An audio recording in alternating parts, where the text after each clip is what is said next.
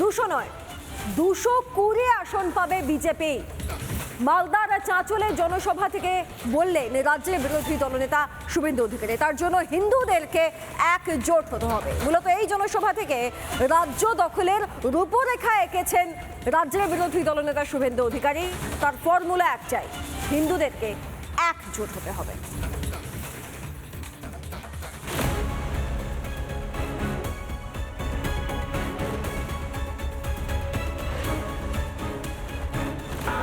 উত্তর মালদায় 85% হিন্দু পদ্মফুলে ভোট দিয়েছে। গোটা রাজ্যে উত্তর মালদাকে দেখে সনাতনীরা একটু এগিয়ে আসে না? 200 নয় 220টা সিটে বিজেপি। কি ভাবছেন শুধু হাওয়ায় ভাসানো কথা? তেমনটা ভাবলে বড্ড ভুল ভাবছেন, কারণ নিছক হাওয়ায় ভাসিয়ে দেওয়া কথা বলছেন না শুভেন্দু অধিকারী। নিখুঁত অঙ্কের উপর দাঁড়িয়ে বঙ্গ বিজেপির জয়।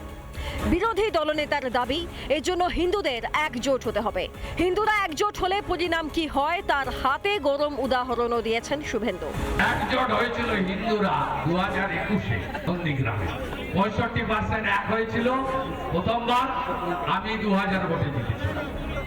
24-এ 72% হিন্দু এক হয়েছে।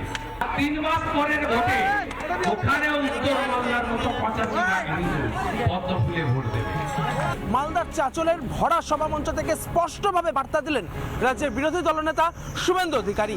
সেখান থেকে তার স্পষ্ট বার্তা যে হিন্দু সনাতনীরা যদি এক হয় তাহলে 200টির জায়গায় 220টি আসন পেতে পারে বিজেপি। একই সঙ্গে নন্দীগ্রামের প্রসঙ্গ তুলে ধরেন রাজ্যের বিরোধী দলনেতা। এই হিন্দু ঐক্যতার জন্যেই 65% ভোট বিজেপি পেয়েছে বলে স্পষ্টভাবে দাবি করেছেন রাজ্যের বিরোধী দলনেতা। মালদার ভোটাররা আদৌ যে তৃণমূলকে পছন্দ করে না এমনও দাবি করেছেন শুভেন্দু। তবে স্রেফ দাবি না, শুক্রবার মালদায় চাঁচলের সভা থেকে পরিসংখ্যান তুলে ধরে বোঝালেন বিরোধী দলনেতা। 14 সালের লোকসভা নির্বাচন, উত্তর মালদা দক্ষিণ মালদা তৃণমূলের প্রাপ্ত ভোট 14% মাত্র।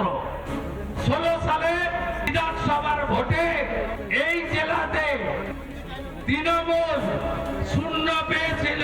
আবার 24-এর লোকসভা ভোটে এই জেলায় 2টো লোকসভা কেন্দ্র, 12টা আসন, একটাও তৃণমূলের লিড নেই। 2021 সালে তৃণমূলের ভোট শতাংশ ছিল 47.94, সেবার বিজেপির ভোট শতাংশ ছিল 38.13। এবার পরিস্থিতি আলাদা। মমতা বন্দ্যোপাধ্যায়ের সরকারের উপর রাজ্যের মানুষ ক্ষুব্ধ। সংখ্যালঘুরাও চটেছেন তৃণমূলের উপর। সকলে চায় পরিবর্তন। তৃণমূলের পায়ের তলার মাটি সরে গেছে, এদের পিছন থেকে মুসলিম ভোট ব্যাংক চলে গেছে এবং হিন্দু সনাতনী ভাইদের ভোট ব্যাংক চলে গেছে। এই সংখ্যালঘুকে আমাদের ভুল বুঝিয়ে অনেক করে আমাদের প্রতিশ্রুতি আর ভাওতাবাজি করে আমাদের শুধু ভোটটাই নেয়, আমাদের আর কিছুই করে না। তার উপর অনুপ্রবেশকারীদের কলোনিও শুনশান, ফলে ভুয়ো ভোটারের নাম বাদ গেলেই শুভেন্দুর কথা মিলতে বাধ্য। তৃণমূলে থাকাকালীন মালদার পর্যবেক্ষক ছিলেন শুভেন্দু। তালুর মতো চেনেন জেলাকে। বিরোধী দলনেতার রয়েছে জনপ্রিয়তা, আর সেটাকে সামনে রেখেই তৃণমূলের বিসর্জন দিতে চলেছেন শুভেন্দু। রিপাবলিক বাংলা। শুরুটা করা যাক বীরভূম দিয়ে, কারণ বীরভূম যেন আজ হয়ে উঠেছিল সনাতনীদের আখড়া। সেখানে উপস্থিত হয়েছিলেন কার্তিক মহারাজও। হাসন বিধানসভার প্রসাদপুর হাই স্কুলে আয়োজন করা হয় গীতা পাঠের। কাতারে কাতারে ভক্তের ভিড়। কৃষ্ণ কৃষ্ণ হরে হরে, গীতা পাঠ ঘরে ঘরে, এই শব্দেই মুখরিত হলো প্রসাদপুর হাই স্কুল।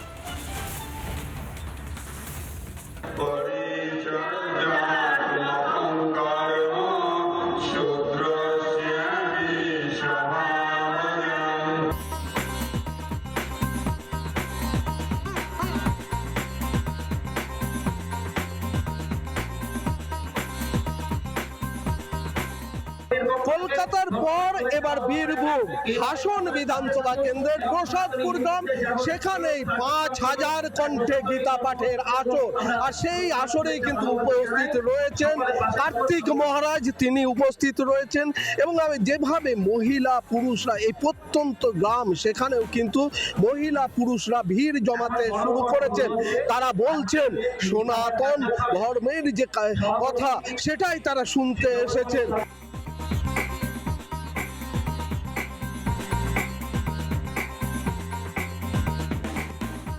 ভগবদ গীতাকে কেন্দ্র করে ঊনবিংশ শতাব্দীর নবজাগরণ হয়েছিল।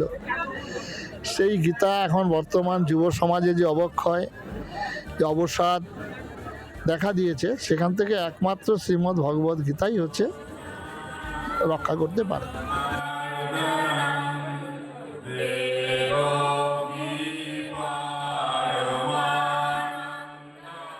অত্যন্ত গ্রামের গীতা পাঠ আগামী দিনে ঘরে ঘরে হবে গীতা পাঠ, এমনটাই কিন্তু বলছেন উদ্যোক্তারা। নলহাটি থেকে ভিডিও জার্নালিস্ট মোহিতের সাথে মনোরঞ্জন, রিপাবলিক বাংলা।